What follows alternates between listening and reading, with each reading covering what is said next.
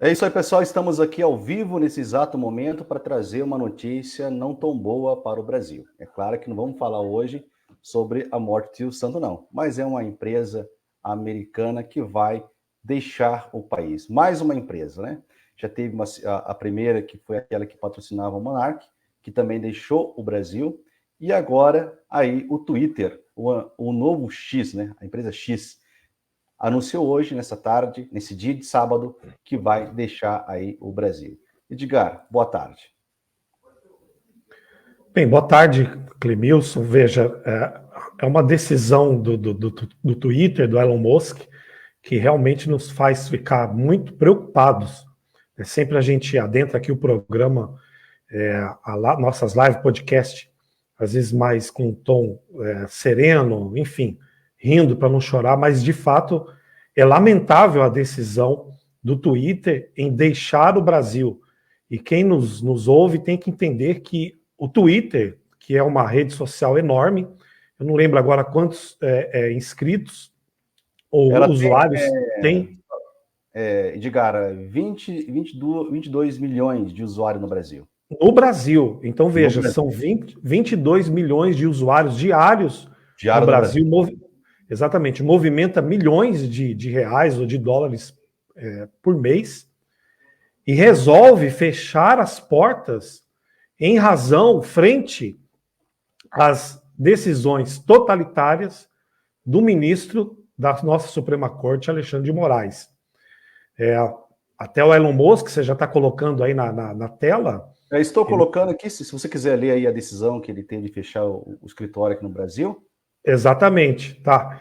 Elon Musk diz assim: a decisão de fechar o escritório X no Brasil foi difícil, mas se tivéssemos concordado com o ministro Alexandre de Moraes, com as exigências de censura secreta, ele coloca entre parênteses ilegal, e de entrega de informações privadas, não havia como explicar nossas ações sem ficarmos envergonhados. Lembre-se.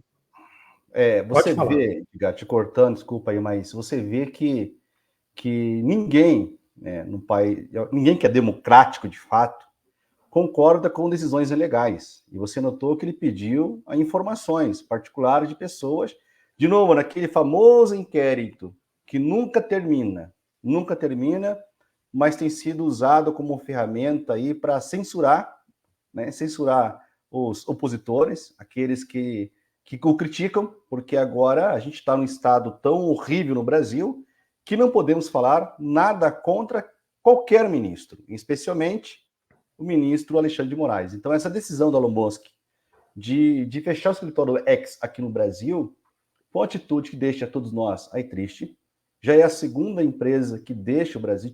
Tinha uma que estava entrando no Brasil e patrocinava até o Monark, mas devido aí uma decisão do Alexandre de Moraes de excluir o Monark da rede social, simplesmente a empresa também deixou de funcionar no Brasil. São empresas que geravam empregos, davam oportunidades para as pessoas que vivem da rede social aí viverem. Então você vê que essas atitudes, essas decisões arbitrárias, ilegais, têm prejudicado o Brasil.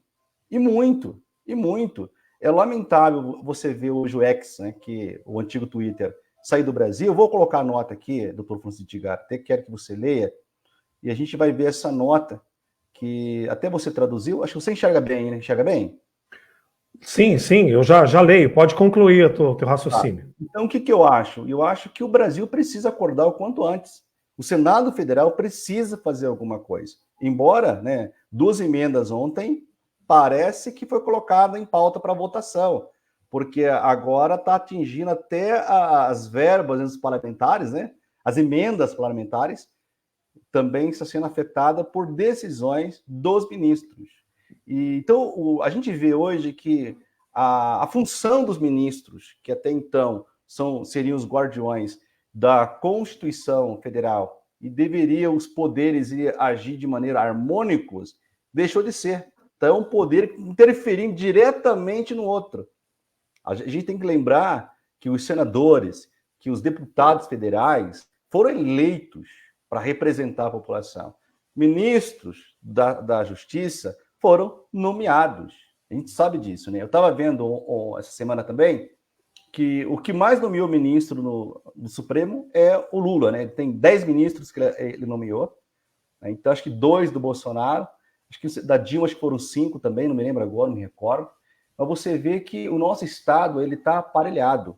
E essa decisão do Elon Musk de fechar o escritório no Brasil, do X, no Brasil, aí demitir os seus funcionários, encerrar suas atividades no Brasil, para nós é muito grave, né? A gente tem algumas empresas ainda, temos aí o Kawaii, temos o TikTok no Brasil, temos ainda aí o YouTube, tem a sede no Brasil, temos aí também o Facebook. Agora, até quando essas empresas estrangeiras vão manter os seus escritórios no Brasil? Essas empresas no Brasil, em face dessas decisões que pedem quebra de sigilo, informações de pessoas que, na cabeça aí do ministro, está perseguindo ele. É lamentável.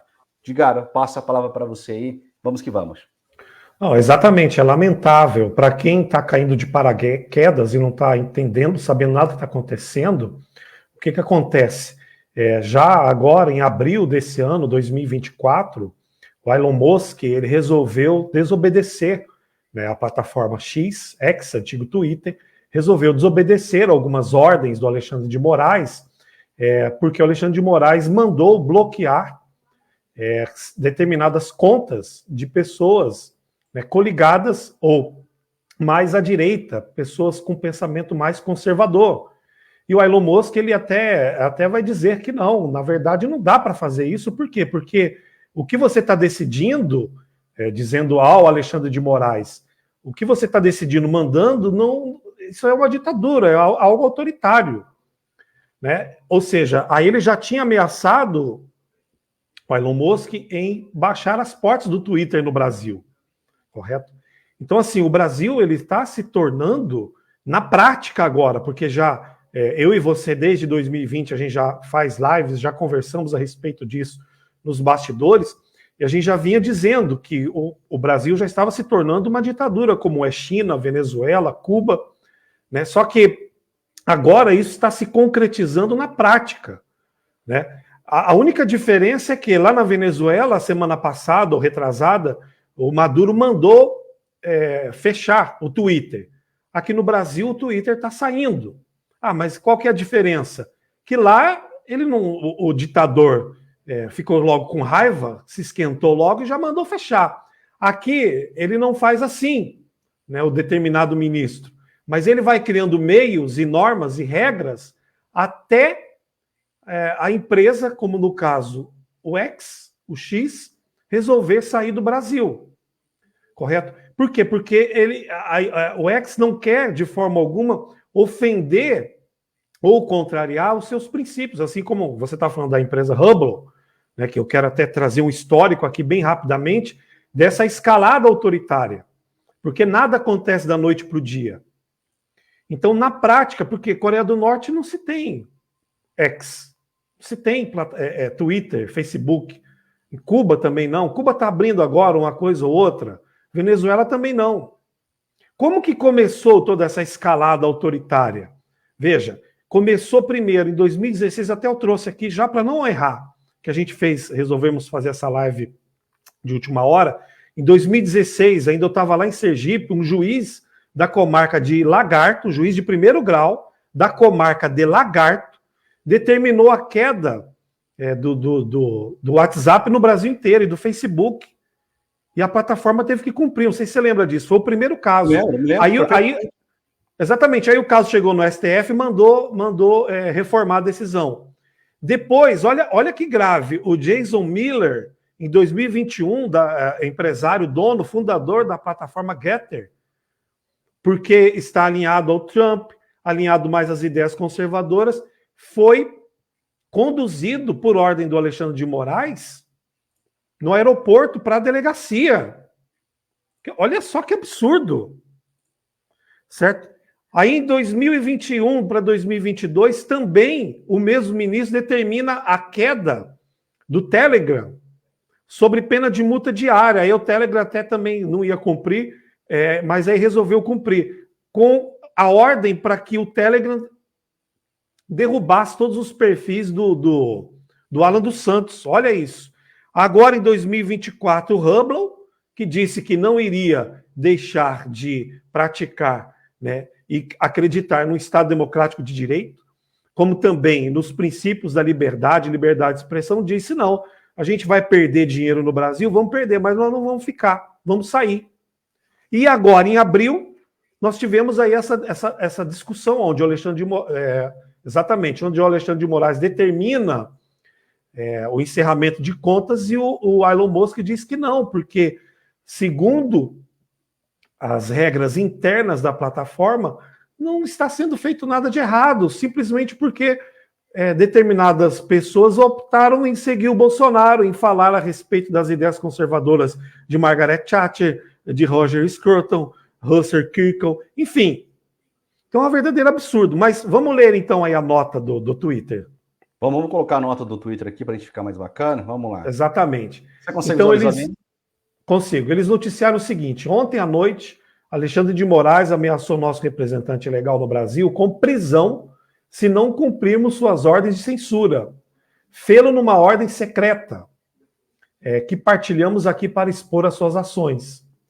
Apesar de nossos numerosos apelos à Suprema Corte não terem sido ouvidos, de o público brasileiro não ser informado sobre essas ordens e de nossa equipe brasileira não ter nenhuma responsabilidade ou controle sobre o conteúdo, está bloqueado em nossa plataforma. Moraes optou por ameaçar nossa equipe no Brasil, em vez de respeitar a lei, né, e o devido processo legal. Como resultado, para proteger a segurança de nossa equipe, tomamos a decisão de encerrar nossa operação no Brasil com efeito imediato. O serviço do Twitter, né, o X, continua disponível para o povo brasileiro. Estamos profundamente tristes por termos sido forçados a tomar essa decisão. A responsabilidade é exclusiva de Alexandre de Moraes. Suas ações são incompatíveis com o governo democrático. O povo do Brasil tem uma escolha a fazer: democracia ou Alexandre de Moraes. Repito, ressalto, e você há de concordar comigo, Clemilson, que nós não estamos aqui falando da instituição Supremo Tribunal Federal. Não é disso que estamos falando. O Supremo Tribunal Federal, ele é essencial para a existência da democracia em qualquer país do mundo. Mas nós estamos aqui falando a respeito de um ministro que resolveu tomar a frente, não respeitar o devido processo legal, a lei, garantias individuais constitucionais, que são cláusulas pétreas da Constituição, que ninguém pode tocar.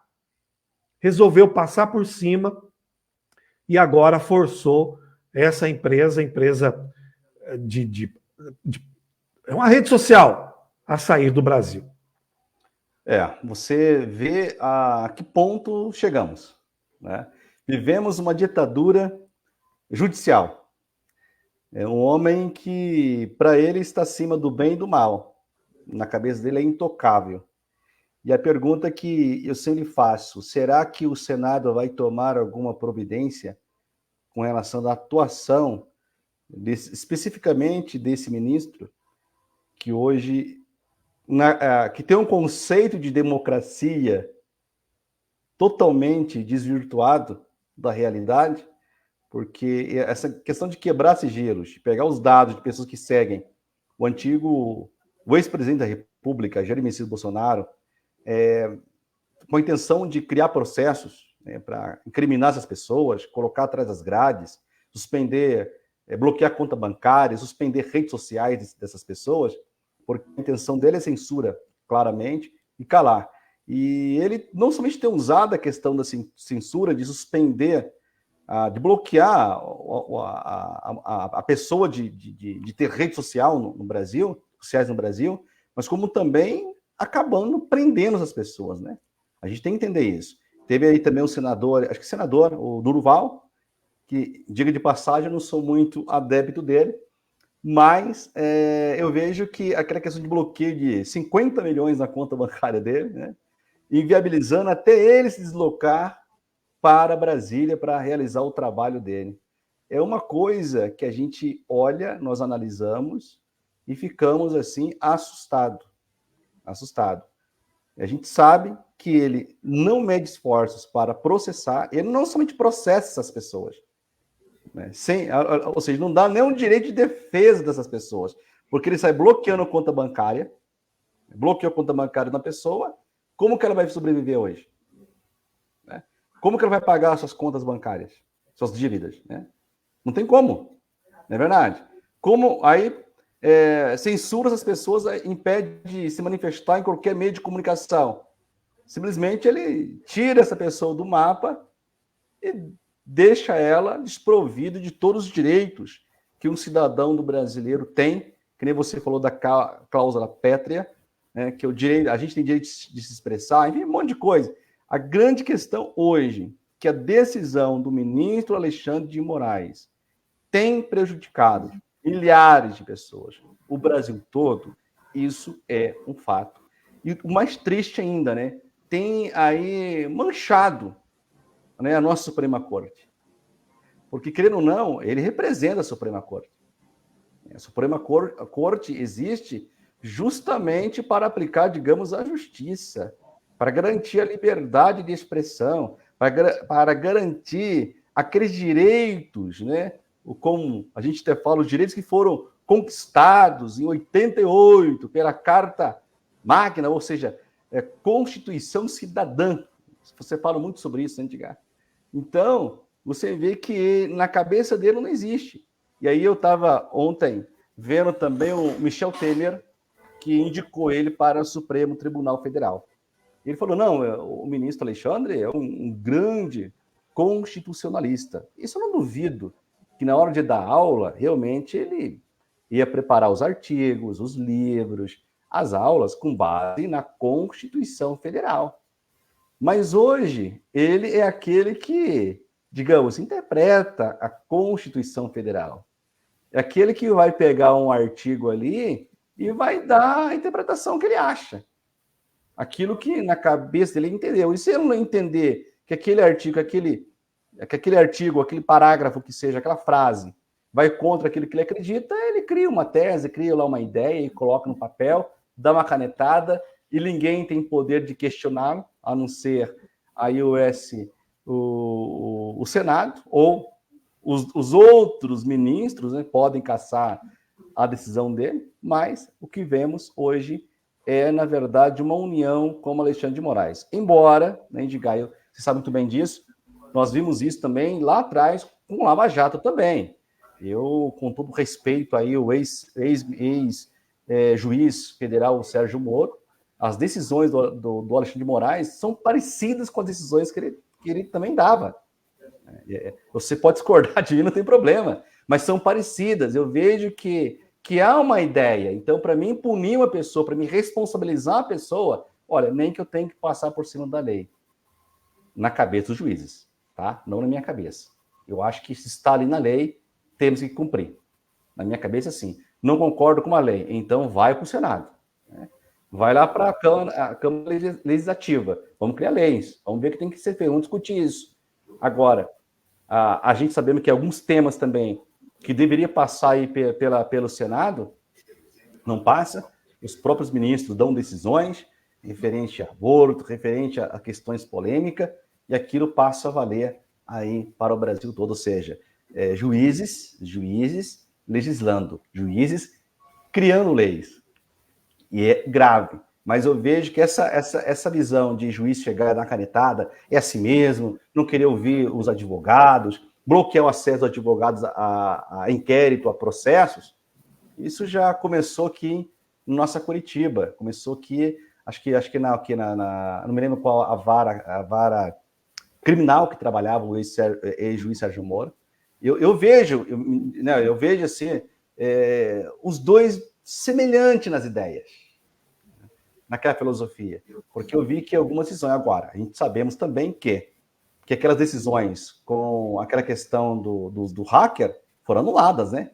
Foi ela que deu chance para que o Lula conseguisse aí concorrer à presidência, e de fato, né, ganhou aí a presidência da República.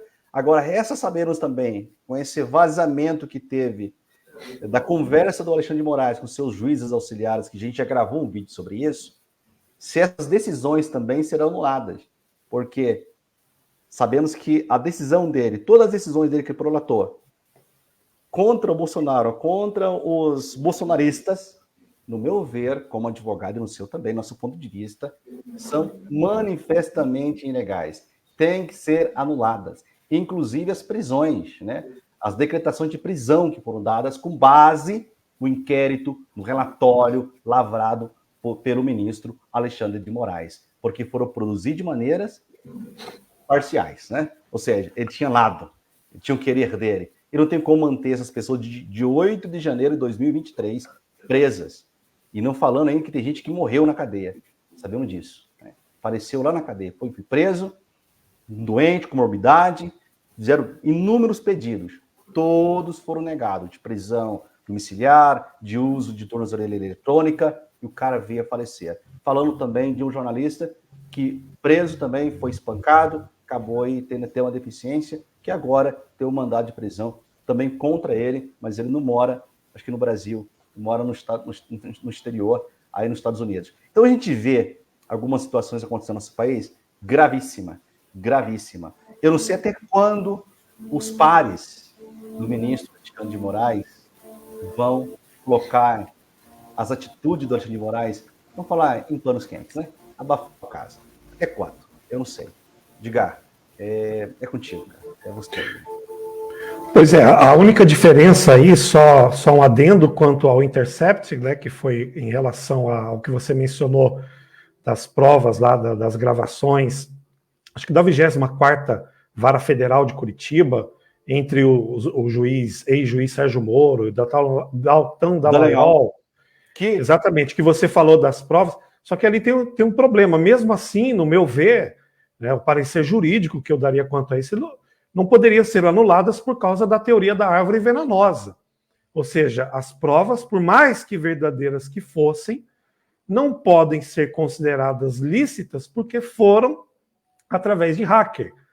Essas trocas de mensagens lá que o Glenn Grund, na Folha de São Paulo, está demonstrando aí, trazendo, e diz que vai trazer mais. Eu até assisti um vídeo dele hoje falando que ele tem muito material e vai soltar todo dia uma bomba. Enfim, não são por hackers, mas sim por entregas realmente de relatórios de pessoas do gabinete. Mas que foram, na verdade, eu agora não me lembro agora se foi o juiz auxiliar dele, do ministro, que teve um problema com a esposa, e o ministro exonerou o cargo dele. Ele foi preso, né? Prenderam o celular dele em São Paulo e ali extraíram tudo. Eu vi um comentário também que o Greenwald, que é o jornalista, ele trabalha com o Elon Musk hoje. Cara, agora nós não sabemos hoje, né, a intenção, e os dados, né, os dados obtidos pelo jornalista Greenwald a respeito dos relatórios não oficiais do Alexandre de Moraes entre o STF e o TSE, sabemos que o que foi extraído do celular é de maneira totalmente legal. Isso é inquestionável. Não é o caso do que você acabou de apontar, do ex-juiz federal Sérgio Moro, e nem do Dallagnol, né, o autor, que, de passagem, está no meu Partido Novo, tá bom? Faz parte do partido dele também. Mas o que você tem que entender? Agora, o que você acha? Qual vai ser a atitude, Edgar, em face da saída do ex do Brasil? Com face daquelas provas que surgiram essa semana através da matéria da Folha, por intermédio do jornalista Greenwald. O que você acha que vai acontecer com o Brasil? Você acha que vai ficar assim? Vai acabar em pizza? Aqui é acostumado a acabar em pizza. Primeira coisa que o pessoal tem que saber é que os ministros da Suprema Corte, Gilmar Mendes, Cristiano Zanin, que foi apontado pelo PT, né, para ocupar aquela cadeira, Flávio Dino, Roberto Barroso, Luiz Roberto Barroso, todos eles vão apoiar 100% e estar 100% do lado do Alexandre de Moraes. Eles não vão, porque o Twitter está saindo do Brasil, ficar contra o seu par. Então, isso que nós precisamos levar em conta, correto? Assim, das duas, uma. Ou o Brasil, de fato, ele vai começar de modo concreto, a se tornar mesmo uma ditadura, empresas saindo, ser impossível você falar qualquer coisa em qualquer rede social, né? Outras redes sociais também saindo fora, como o Facebook, né? O próprio Instagram, que é a mesma, o WhatsApp, que também faz parte do mesmo grupo, o Telegram. Ou seja, você não poder de fato falar nada, nem ao menos isso que nós estamos falando aqui, ou o Senado de fato vai tomar alguma decisão. Assim, eu sinceramente acredito que o nosso país ele está entrando numa situação, num caminho muito perigoso, muito esquisito. Você não tem pessoas no Senado que tenham um pingo de consciência, né? Tanto que você vê nesses próprios relatórios que foram divulgados, que os homens que estão acima no poder, eles não têm nenhum pingo de consciência de nada. Vem um e diz, ó, procure lá na vida do Clemilson, lá alguma coisa para incriminar ele. Ah, eu já procurei e tal, tá difícil. Ah, cara, usa a criatividade. Cara, isso é papo de homem, isso é papo de moleque. Pessoa do mais baixo nível. Correto? Então as pessoas que estão acima no controle do poder, repare que elas não têm um pingo, nada de consciência. Então é muito difícil o senhor Rodrigo Pacheco, que já se demonstrou um pleno covarde, receber uma denúncia, né, e realizar a abertura do inquérito e o processo de impeachment contra esse ministro que está descontrolado, que resolveu passar por cima da Constituição, não só da Constituição, né, porque às vezes a gente fala aqui, eu vou dar um parecer constitucional, eu vou falar conforme a lei, mas você tem que entender que há determinadas coisas, como é a liberdade de expressão, a liberdade de locomoção, a liberdade religiosa, etc., que isso não deve ser violado, não é porque está na Constituição. Isso não deve ser violado porque é um direito fundamental. É uma coisa, como você falou, que foi conseguido a duras penas. Não é de hoje que você tem o direito ao devido processo legal. Esse direito ele é garantido desde 1412, lá com a Carta Magna do rei João Sem Terra, na Inglaterra. O due process of law, né, que é o devido processo legal, é uma garantia que está descrita, e há constituições que não são escritas, mas que está amarradas, fundamentadas na vida do ser humano. E como que pode uma determinada pessoa, seja um presidente da República, seja um senador, ou seja um ministro de uma Suprema Corte, ou um juiz, passar por cima de tudo isso daí e ficar tudo bom, tudo tranquilo?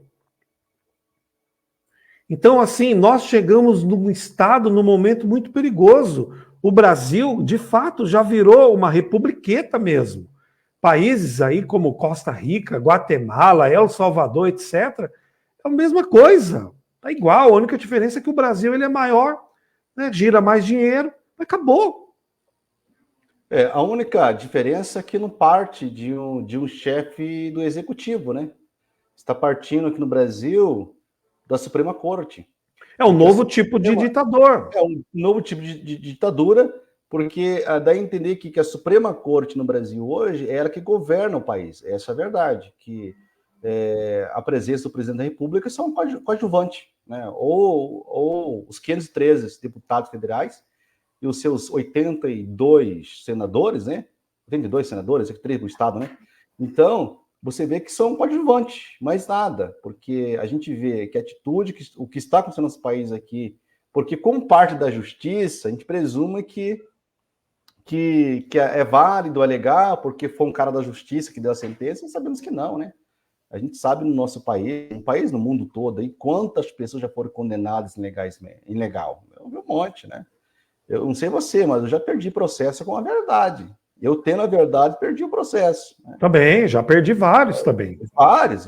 Você tendo a verdade, tem um monte de prova, o juiz entendeu de outra maneira, acreditou na parte contrária, que estava ali mentindo, criando um monte de coisa. A gente sabe disso. Já conheci pessoas também na parte criminal que eu defendi, que foram condenadas com provas forjadas na investigação. Então, a gente sabe disso, que isso acontece no nosso país. O tempo todo injustiça, né? Agora, o que nós não esperamos, né, é que a Suprema Corte, que tem essa obrigação de rever as decisões de seus tribunais inferiores, podemos dizer assim, ela, que é o superior, está dando decisões totalmente ilegais e sabemos que praticamente não faz nada, apesar que essa semana parece-me que uma luz no fundo do túnel se acendeu aqui para o Brasil, porque algumas mídias que até então vinha aplaudindo todas as decisões dele, começaram a falar, começaram a debater, porque esses jornalistas, por mais esquerdas que eles são, eles também não querem sofrer uma censura,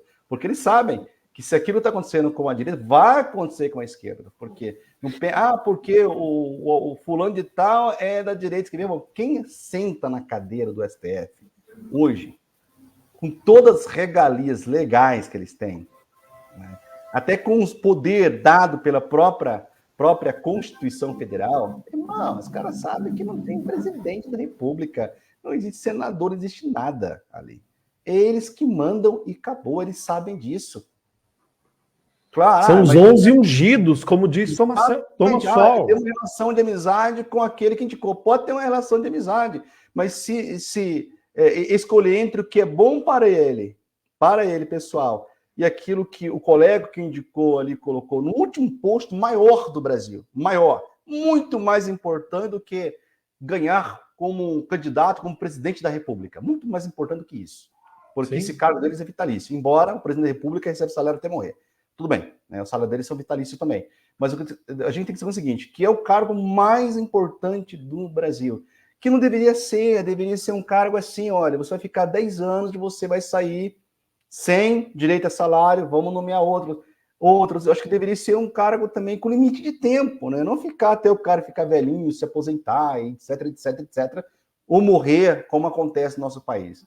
Agora, eu vi algumas manifestações do lado da direita também. Os caras falam, olha, se tirar o Alexandre de Moraes, quem que você acha que o Lula vai nomear? Achando que é uma estratégia da esquerda para derrubar o Alexandre de Moraes, para o Lula nomear mais um ali como ministro do Supremo Tribunal Federal. Eu acho que daí já é uma viagem. Né? Acho que é uma viagem. Né? Porque... Não, assim, que é uma estratégia da esquerda para derrubar o Alexandre de Moraes, não é. Mas, assim, que de fato... É que a situação no Brasil ela é muito crítica. As pessoas elas dormiram muito tempo. Exatamente, as pessoas dormiram muito tempo. O Alexandre de Moraes ele pode sair por meio de um impeachment? Pode sair.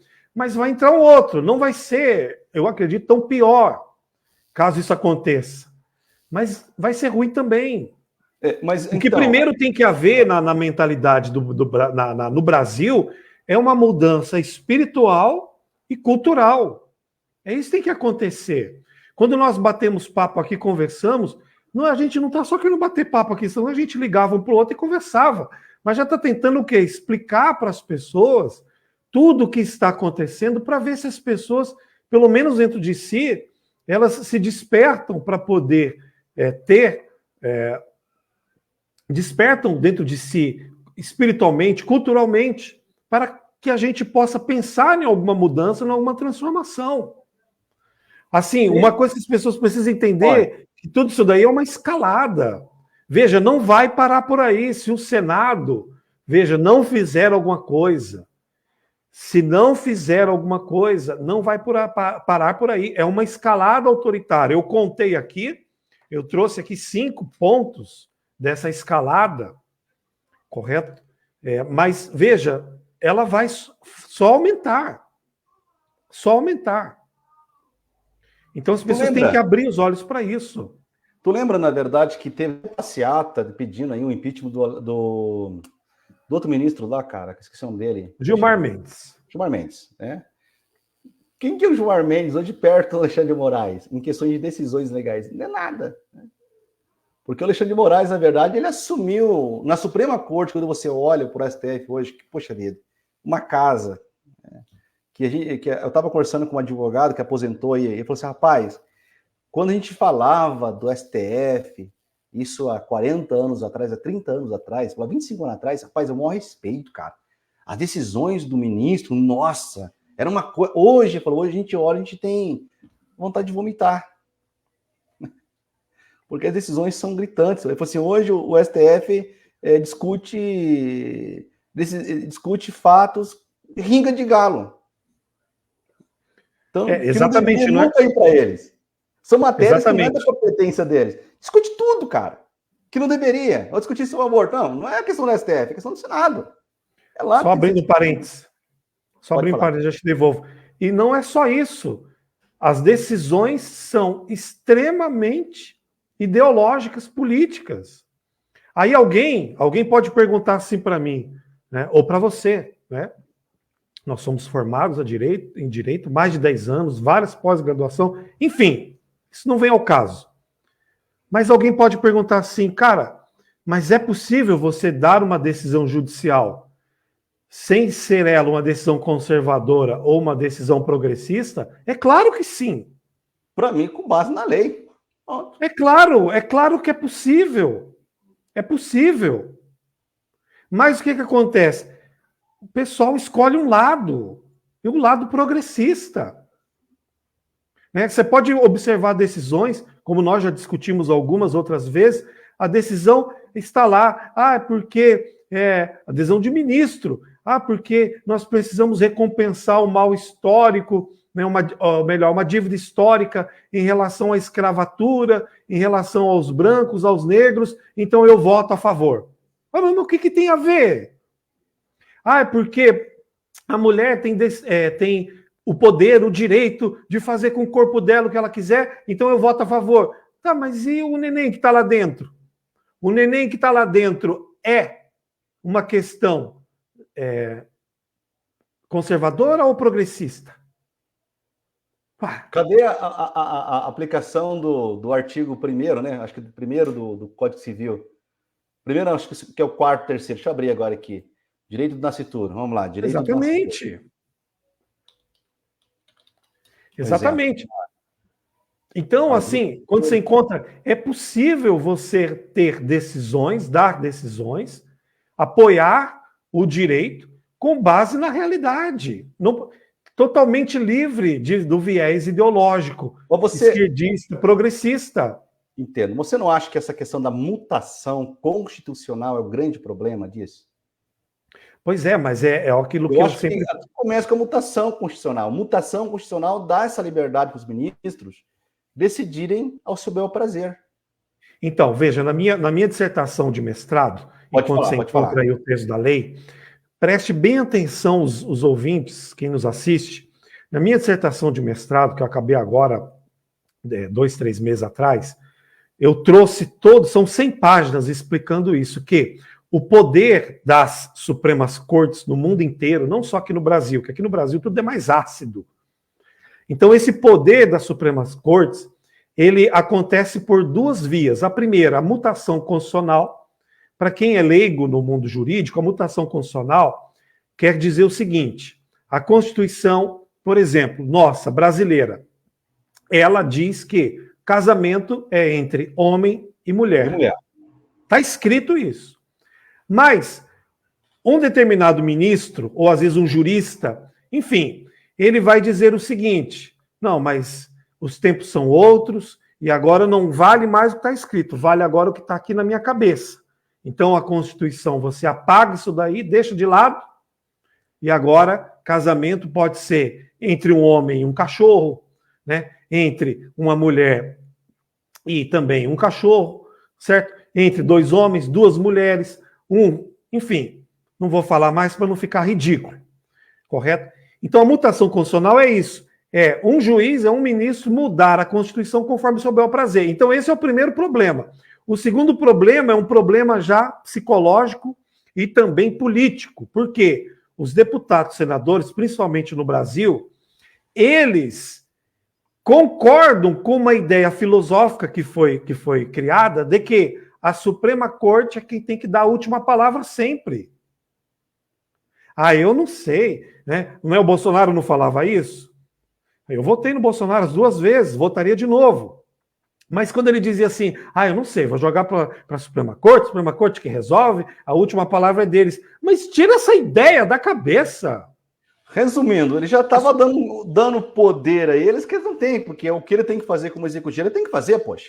Então, é justamente isso. É justamente isso que eu tratei na minha dissertação. O deputado, o senador, ele então se exime. Não, eu não vou dar opinião, eu não sei, ele vai se encolhendo. Será que ele não quer agradar a galera? Fala, não, gente, isso aqui é da minha competência, da minha alçada. Isso aqui é garantido por lei, eu que decido. Vai lá, decide, poxa. Então, porque a Suprema Corte, veja, aqui no Brasil nós temos o quê? A tripartição de poderes. São 3 poderes iguais, como diz a Constituição, e harmônicos entre si.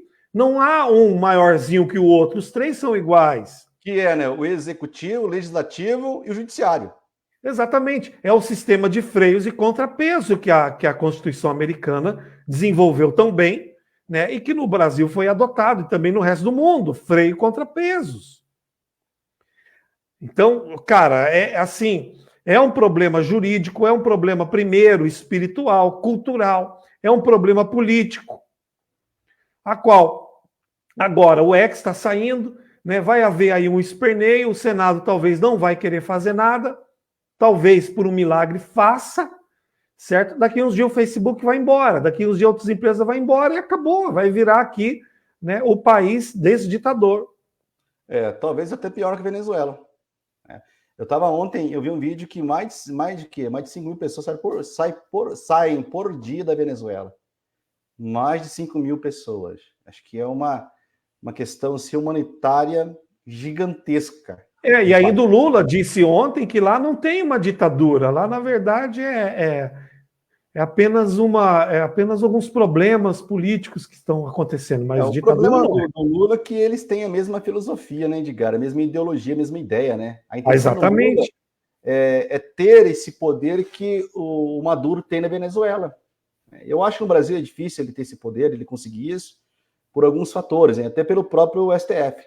Eu acho que eles não baixam a cabeça, a não ser que ele troque os ministros ali, mas mesmo trocando, eu acho que os caras do Supremo Tribunal Federal já caíram a ficha que quem manda no Brasil hoje, na minha concepção, desde a época do antigo presidente da República, Jair Messias Bolsonaro, quem manda é eles, né? Quantas decisões eles deram que a Câmara deveria caçar, fazer alguma coisa, não fizeram nada? Quantas coisas? Lá atrás, que o país estava na mão, entre aspas, na mão da direita, não fizeram praticamente nada. Para mim, na verdade, muitos caras da direita, para mim, foi uma decepção muito grande, porque não fizeram. Para mim, não governaram bem o Brasil. Né? Embora a gente é da direita, obviamente, se Bolsonaro vier um candidato da direita, eu vou votar no candidato da direita, mesmo discordando de algumas coisas dele, porque faz parte também da nossa democracia. Mas eu acho que essas questões de uma mudança, de uma transformação nesse país é um pouco diferente. Né? Para mim, o Lula ele já está em final de carreira, né? Até pela idade dele. Eu acho que talvez ele tente uma nova reeleição, talvez ele consiga se reeleger, vai saber, porque talvez não consiga também reeleger, porque a gente vê alguns fatores também acontecendo de tributação. Hoje a gente não consegue comprar nada de empresa de fora, AliExpress, né? Você vai comprar também no Shopee. E eu estava falando com um petista esse dia, falou assim, cara, tá tributando no Shopee. Ah, Shopee é só rico. Eu falei, que rico, cara. Você acha que rico vai comprar no Shopee, pô? Cara, tá de brincadeira, tu tá usando esse argumento para defender aí essa aberração, né, da esquerda, cara. Não existe isso. Falei para ele, você compra Shopee, eu compro no Shopee. Se eu fosse um cara milionário, eu pegaria meu avião aqui e comprar nos Estados Unidos, né, assim por diante, né? Ou se não compraria normal aqui. A gente compra no Shopee porque o Shopee beneficia mais as pessoas de classe baixa. A gente sabe disso, Edgar. Claro. Eu estava lendo aqui, tem um artigo, você está falando, comecei a puxar aqui, está lá no TJ do Distrito Federal. Ela fala que é a inquietante fenômeno da mutação constitucional, parte 1, da juíza Ariada. Vamos colocar aqui embaixo, ela fala assim, ela fala, as mutações constitucionais se apresentam de natureza informal, esses que são meios difusos, que não seguem a formalidades expressas e ocorrem de maneira espontânea, sem qualquer previsibilidade, ou seja, não é previsível. Pois é, aí, exatamente, te cortando. Pode falar. Já te joga a palavra. E justamente é o que acontece. Gera toda a falta de previsibilidade. Isso, você não tem previsão das seguranças jurídicas. você não tem segurança jurídica. Enfim, a gente que atende o cliente, você não sabe. O cliente pergunta, e aí, doutor, o que vai dar isso aqui? Vamos ganhar? Vamos ganhar? Vai. Você tem que dizer, você tem que fazer uma cara de trouxa. Exatamente, você tem que fazer uma cara de trouxa e dizer, olha, sinceramente eu não sei. Tem alguns clientes que os caras são educados, mas tem outros que, né, fica claro ali que o cara esse advogado não sabe. Pô, o cara não sabe. Mas não é que eu não sei, ou você não sabe, porque a gente não sabe. É porque o camarada que está julgando, às vezes o juiz, e principalmente aí os maiorais, né, das instâncias superiores, o cara saca um princípio coringa e ele resolve tudo a questão. Correto? Só aqui é Oriana, o nome da juíza. Outro dia, um caso meu particular, um cliente. Veja, a gente foi lá, perdeu a ação, tá, tudo bem, acontece perder a ação. Aí interpusemos o recurso. Aí vem o juiz, não querendo julgar o recurso, aí ele diz assim, olha, manifeste a parte frente ao princípio da dialeticidade. Correto? Isso já me aconteceu inúmeras vezes. Mas aí na época eu não sabia que merda de princípio era esse. Eu falei, mas que princípio é esse? Dialeticidade? Eu coloco nos meus recursos. Você ouve falar do princípio da isonomia, princípio da legalidade, enfim, etc. Tá, deixa eu ver. Aqui, descobri o princípio da dialeticidade. É quando o juiz não quer julgar o teu recurso, porque ele está, né, sossegado, está tranquilo, não quer esquentar a cabeça. Aí eu escrevi lá, excelência, não diz na Constituição, não está escrito na Constituição que qualquer pessoa tem direito a recurso ao duplo grau de jurisdição, ou seja, recorrer, não está escrito. Como é que Vossa Excelência vai contrariar algo que está escrito na Constituição Cidadã, né, de 88, por um princípio tirado, né, um princípio coringa tirado da manga, da cartola? Esse é um caso, mas tem milhares de outros. É a mutação constitucional que você está falando. Isso é a mutação constitucional. Diga, chegamos aqui, a gente era para falar 10 minutos e acabamos falando aqui 47 minutos, né? Então a gente andou bastante. Chegamos ao fim da nossa transmissão e faça os seus apontamentos do nosso bate-papo de hoje. Bem, eu sempre digo que o problema do Brasil ele é espiritual e também cultural. Nós precisamos aí no primeiro momento se apegar com Deus, confiar em Deus, entregar nossas vidas a Ele. E a segunda coisa, nós precisamos aí estar por dentro, né? Oséias 4:6 diz que o meu povo sofre por falta de conhecimento. A gente precisa saber, entender tudo o que está acontecendo. E o nosso trabalho aqui, eu, Clemilson, é justamente explicar para você o que está acontecendo. Peço a você, compartilhe esse vídeo, deixa aí o seu like, deixa um comentário abaixo para poder fortalecer essas ideias e vamos ter certeza de que o nosso Brasil está na mão de Deus e que logo, logo nós vamos sair dessa. Gente, ficando por aqui, quero agradecer daí o Darcy, que esteve com a gente, fez um comentário também aí na nossa página, na nossa transmissão ao vivo. Obrigadão, Darcy Moreno, um abração para você. É isso aí, bem colocado seu questionamento, seu comentário embaixo. Eu quero dizer para todos que assistem a gente aí, se você tem uma dúvida, uma insegurança, algum pensamento, alguma coisa, deixe nos comentários embaixo, mas não esqueça de compartilhar, de nos seguir e de comentar, porque é muito importante que você também dê a sua opinião. Forte abraço e até a próxima.